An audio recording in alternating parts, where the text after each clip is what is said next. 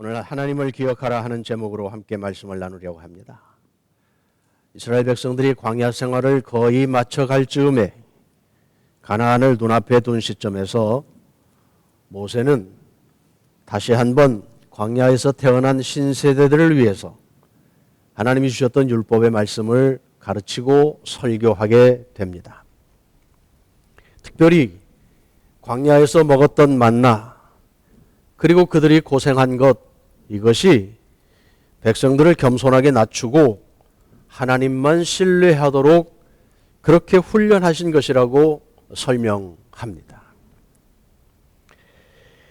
2절 보면 내 하나님 여호와께서 이 40년 동안에 너로 광야의 길을 걷게 하신 것을 기억하라. 이는 너를 낮추시며 너를 시험하사 내 마음이 어떠한지 그 명령을 지키는지 지키지 않는지 알려 하심이라.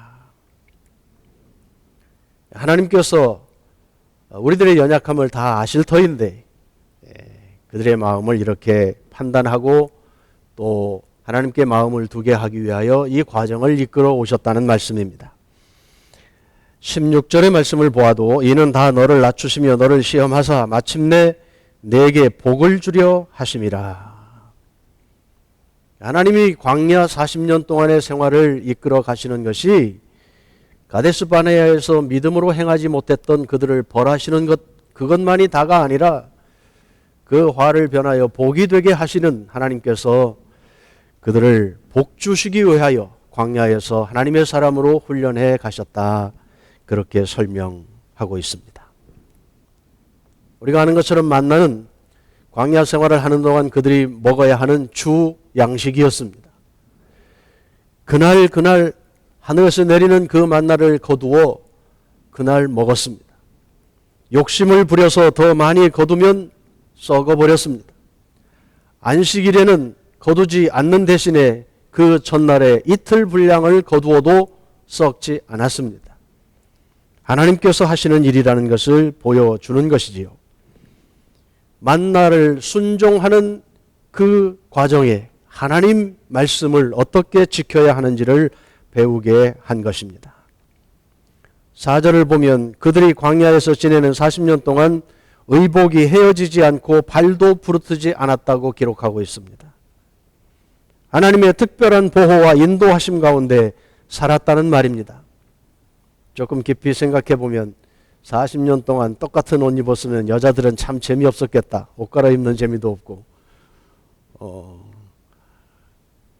그런 생각을 해볼 수도 있습니다만, 이런 표현은 전적인 하나님의 은혜 가운데 그들이 그 40년의 삶을 살았다고 하는 말씀입니다.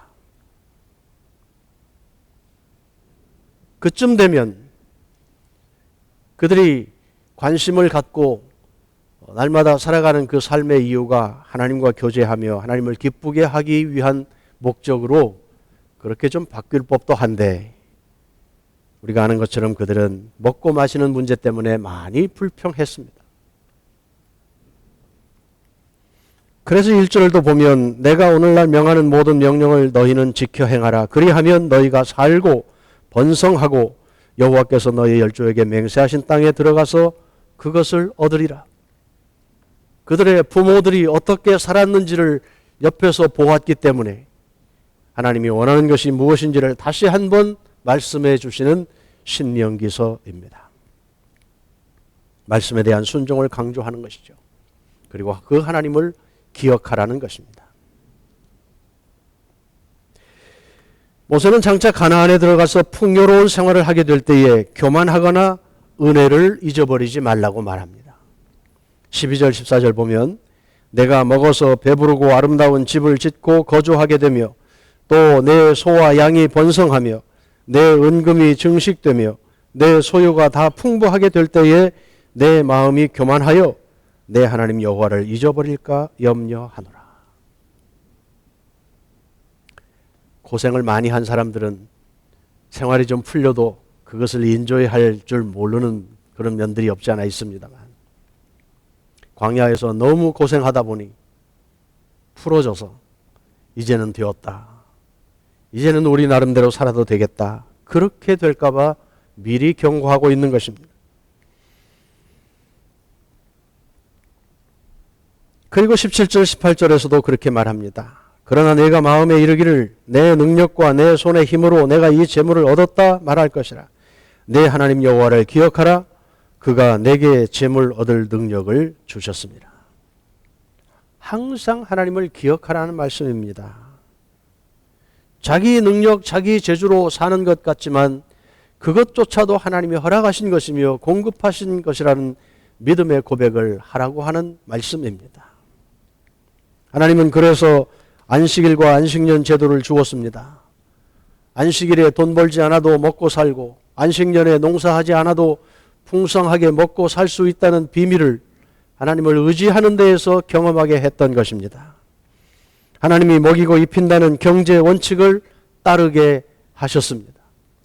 오늘 우리가 하나님을 믿고 따라가는 신앙생활을 할 때 우리의 판단, 우리의 재주로 사는 것 같지만 하나님이 이스라엘 백성들에게 주셨던 그 삶의 원칙이 무엇인지를 우리 삶에 적용하여 산다면 하나님은 여전히 예나 지금이나 변화 없는 하나님이시고 하나님의 백성들을 먹이고 입히시는 전능하신 아버지이심을 우리는 고백합니다. 때마다 절기를 주셨습니다. 하나님을 기억하라는 것입니다. 봄철, 여름철, 가을철 그 추수 때마다 혹은 파종 때마다 하나님이 먹이신다고 하는 것을 알 수 있도록 첫 것을 하나님께 드리게 했고 하나님께 감사하도록 했습니다. 그 모든 삶의 과정에 하나님이 주인이시라는 것을 알게 하고 우리는 하나님의 백성입니다. 하나님은 우리들의 하나님입니다. 이 관계를 다시 새롭게 하기 위하여 주신 안전장치였습니다. 은혜를 잊어버리고 다른 신을 섬기거나 그렇게 따라가면 망하게 된다고 강하게 경고합니다. 자기 힘으로 이루어낸 것조차도 하나님의 은혜라고 하는 것을 알라는 것이지요. 재물을 얻었다면 그것도 하나님이 주신 은혜, 건강을 유지할 수 있었다면 그것도 하나님이 돌보아 주신 은혜라고 하나님께 모든 영광을 돌리고 살아가는 삶의 자세를 요구하셨습니다. 우리는 어떻습니까? 우리가 좀 재주가 있어서 좋은 잡도 구하고 남들보다 조금 편안한 삶을 누리는 경우도 있을 것입니다. 부모를 잘 만나서 건강한 몸 물려받아서 그래도 걱정하지 않고 사시는 분들도 있을 겁니다. 우리가 거기까지만 생각한다면 하나님의 간섭하시는 그 손을 이해할 수가 없습니다. 그 모든 일까지 하나님께서 하나님의 시간표 안에 우리를 운영하신다 하는 믿음의 고백을 요구하는 것입니다. 기억한다고 하는 것은 단순히 과거의 어떤 일을 생각하는 것만을 말하지 않습니다. 특별히 성경에서 하나님을 기억하라, 너희의 과거의 열조들을 기억해라 하는 그 말은 단순히 역사적인 사건을 알라고 하는 차원이 아닙니다. 그 경험을 공유하고 그 현장 속으로 들어가서 거기서 배우고 우리의 삶의 그 원칙을 적용하는 단계까지를 포함하는 것입니다. 그렇다면 우리는 이 말씀을 묵상하며 오늘 우리는 그 옛날 그 척박한 광야 현장으로 우리가 함께 찾아가야 할 필요가 있습니다. 그곳에서 하나님이 내려주시는 만나를 우리도 먹고 하나님을 신뢰하는 법을 그들과 함께 배우고 돈으로 세상을 사는 것이 아니라 하나님을 의지하고 그 말씀으로 산다고 하는 것을 그 척박한 광야에서 배워 이곳으로 옮겨와야 합니다. 예수 그리스도의 성만찬 테이블에 함께 앉아 그 떡과 잔을 받아 먹고 지금도 영으로 여기 우리와 함께 하시는 주님을 날마다 누리는 것입니다. 이것이 하나님을 기억하는 태도입니다. 오늘 골로새서에서 바울은 그가 어떠한 삶의 원칙을 가지고 사는지를 우리에게 소개합니다. 그를 대표하는 것은 하나님께 범사에 감사하는 사람이었습니다. 옥에 갇혀 있으면서도 감사했습니다. 감사할 수 있는 형편이 아님에도 불구하고 주님을 생각하는 것 때문에 감사할 수 있었습니다. 갇혀있는 그것이 복음을 위해서 도움이 된다고 하며 기뻐했습니다. 자신을 염려하고 있는 교인들을 향하여 염려하지 말고 오히려 기도하라고, 기뻐하라고, 감사하라고 격려하고 있습니다. 형편이 좋아서가 아니었습니다. 그는 그리스도 예수 안에서 자신이 새롭게 되었다고 하는 사실, 그것 때문에 모든 어려움과 자기를 가두고 있는 그 형편 속에서도 감사의 요인을 놓치지 않았습니다. 죄인 중에 괴수라고 할 만큼 형편없던 자신, 핍박하던 그 예수, 그가 자신을 찾아오셔서 보여주시고 말씀하시고 삶의 원칙을 새롭게 해주시오. 예수 안에서 내가 새 사람이 되었다는 것을 알았기 때문입니다. 그를 직접 만나고 나서는 더 이상 자기가 가지고 자랑하던 것이 자랑거리가 되지 못하였고 예수만 위하여 살 수 있는 삶의 변화가 그에게 있었습니다. 이방인에게 복음을 전하는 그 일, 그것이 자기에게 주신 일을 알아 거기에 목숨을 걸었습니다. 그래서 항상 교회를 우선적으로 생각하며 감사했습니다. 그의 편지를 보면 로마 교회의 믿음 때문에, 그들의 믿음 때문에 복음이 전파되는 것을 감사했습니다. 고린도 교회 풍성한 은사와 재림에 대한 믿음을 감사했습니다. 에베소와 골로새 교회들 믿음과 사랑을 자랑스럽게 생각하고 감사했습니다. 사역의 필요를 함께 나누어 주었던 빌립보 교회, 항상 그들의 사랑을 기억하며 많이 감사했습니다. 데살로니가 교회, 본을 보이는 믿음을 칭찬하고 감사했습니다. 때로는 잘못을 지적했지요. 그러나 그의 결론은 하나님께 감사하고 믿음 안에 있는 성도들을 축복하고 격려하는 것이었습니다. 이 말씀을 준비하며 우리 교회를 생각해 보았습니다. 한 사람 한 사람들을 떠올려 볼 때 분에 넘치게 힘에 겨웁게 하나님의 은혜를 벅차하며 최선을 다하고 있는 우리 교인들을 향하여 나도 감사하다, 그런 생각이 들었습니다. 바울의 마음에는 성도들이 하나님의 통치 안에 거하는 것, 영적인 풍성함을 누리는 것, 그것이 소원이었습니다. 하나님께서 주시는 지혜와 계시의 영, 총명으로 하나님을 더 깊이 알아가는 것을 소망했습니다. 하나님의 뜻이 무엇인지를 분별하기를 원했습니다. 그래서 그들의 삶을 통하여 주님을 기쁘게 하고 선한 열매를 맺기를 부탁했습니다. 그 하나님이 주시는 능력 때문에 비록 어려움을 당한다 하여도, 환난을 당한다 하여도 견디고 인내하고 끝까지 승리하며 믿음을 지키기를 당부했습니다.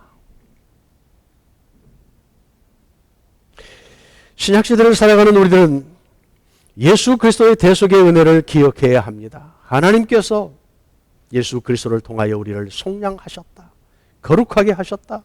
하나님의 그 세상에 다스리는 그 역사의 시작부터 우리를 계획하시고 예정하시고 선택해 불러주시고 구원해 주셨다. 이 은혜를 곱씹어 보며 하나님께서 예수 그리스도를 통하여 우리에게 주신 그 신령한 복, 그것에 대한 감사를 새롭게 하는 것입니다. 어쩌다 우리가 예수 믿은 것 같은데, 우리가 성경을 공부하다 보면 하나님은 창세 전부터 우리를 계획하셨다. 이 하나님의 계획을 생각해 보면 황공하지요. 어머니의 배에서 조성되기 그 이전부터 우리를 아셨다.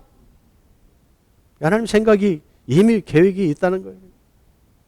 이런 하나님의 전능하신 통제 아래, 계획 아래, 다스림 가운데 우리가 있다고 하면 순간 기쁜 일이나 어려운 일들을 당할 때 그것에 요동하지 않고 역사를 운행하시는 그 하나님을 붙들고 살아갈 수 있는 담대함이 우리에게 생겨날 수 있는 것입니다.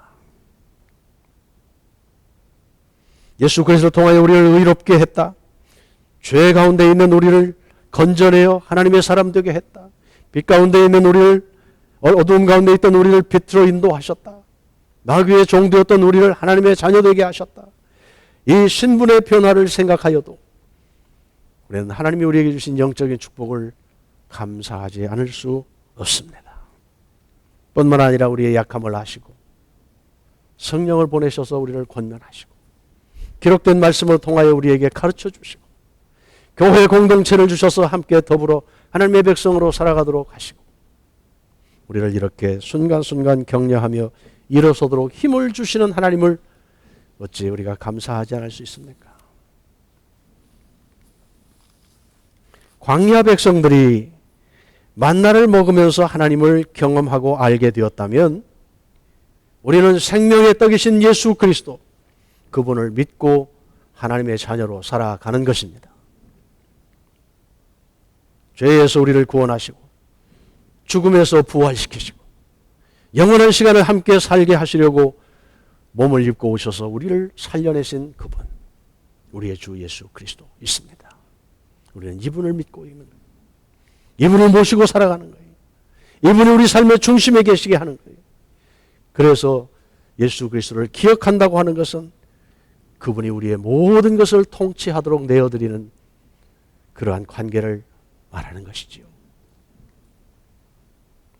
요한복음 6장 35절 예수께서 이르시되 나는 생명의 떡이니 내게 오는 자는 결코 줄이지 아니할 터요 나를 믿는 자는 영원히 목마르지 아니하리라.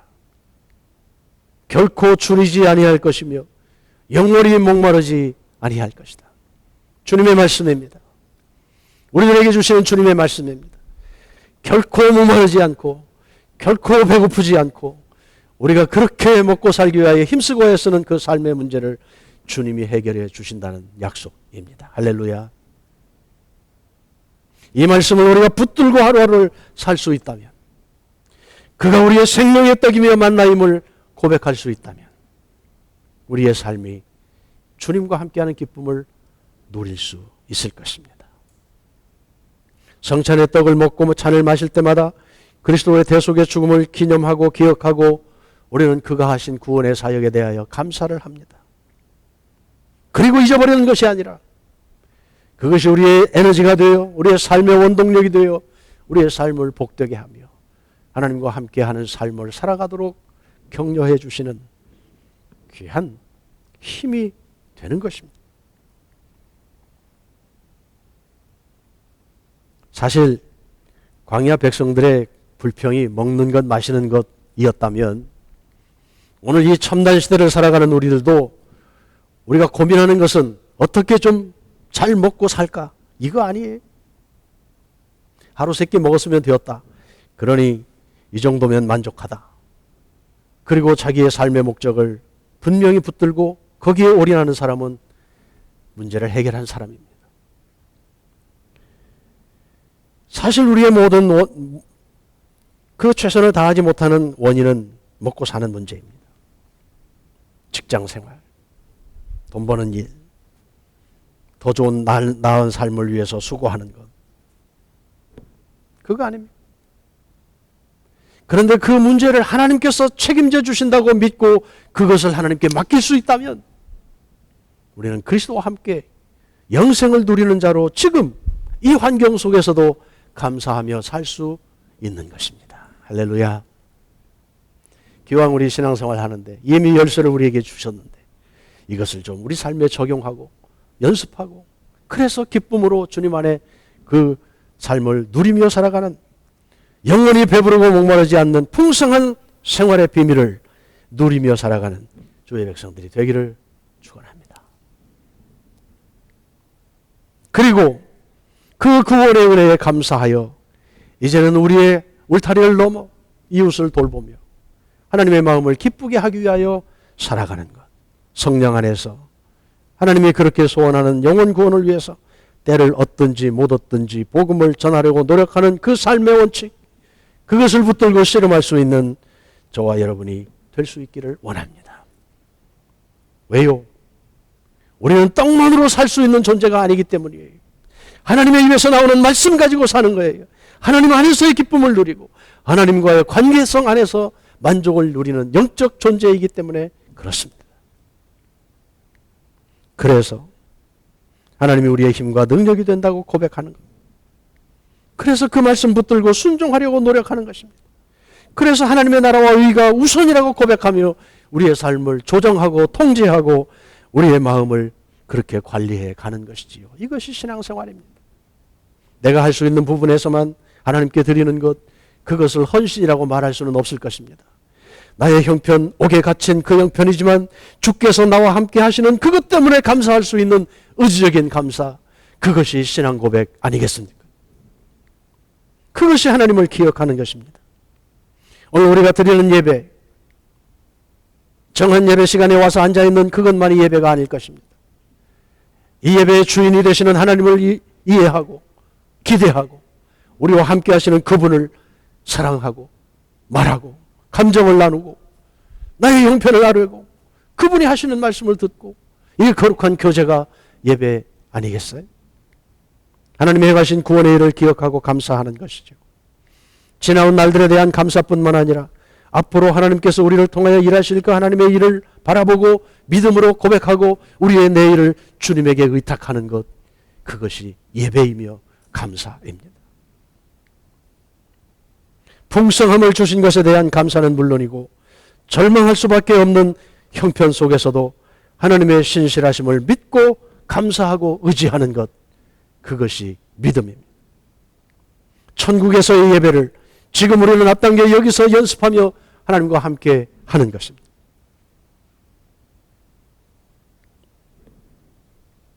어린아이들의 작은 몸동작 하나라 엄마 아빠를 기쁘게 합니다. 우리는 어떻게 하나님을 기쁘게 할 수 있을까? 우리가 드리는 하나님께 드리는 예배가 정말 하나님을 기쁘게 하는 예배가 되고 있는가? 정말 최선을 다하여 하나님이 하신 일을 자랑하고 드러내며 그분 앞에 서 있는가? 우리가 지난주 미리 추수감사주일을 지냈습니다. 그러고 보니까 미국 교회는 오늘 이렇게 장식을 해놨네요. 시간이 조금 맞지 않았지만 우리의 마음속에 정말 주님이 나의 주님 되심을 인정하는 마음으로 최선을 다하여 하나님께 드리는 표현을 했는가? 우리 스스로 하나님과의 우리의 관계를 그렇게 다시 점검해 보는 시간이 되기를 원합니다. 크지 않아도 좋습니다. 순수함이 있는 아이들의 몸동작이 어른들을 웃게 하잖아요. 우리가 하나님을 사랑하는 표현이 계산하고 계산기 두드리고 나의 형편이 이것밖에 안 되니 그 마음으로 하나님 앞에 나아가는 것과 나의 삶 전체가 살아있는 것 자체가 하나님의 은혜라고 생각하며 하나님께 표현해 드리는 것과 작은 차이인 것 같으나 하나님이 받으실 만한 것이 무엇인지를 우리는 압니다. 종의 치유를 위해서 예수님 찾았던 백부장, 주님이 자기 집에 찾아오는 것 감당할 수 없다고 주님 말씀만 하시지요. 명령하시면 내 종이 나을 것입니다. 그렇게 그의 믿음을 보여주었습니다. 귀신 들린 딸을 가진 가나안 여인, 주인의 상에서 떨어진 부스러기를 먹는다고 겸손하게 자기 자신을 낮추었습니다. 예수님은 이런 겸손한 자들을 칭찬해 주셨습니다. 그리고 복되다고 그에게 문제 해결도 주시고 구원도 선포해 주시고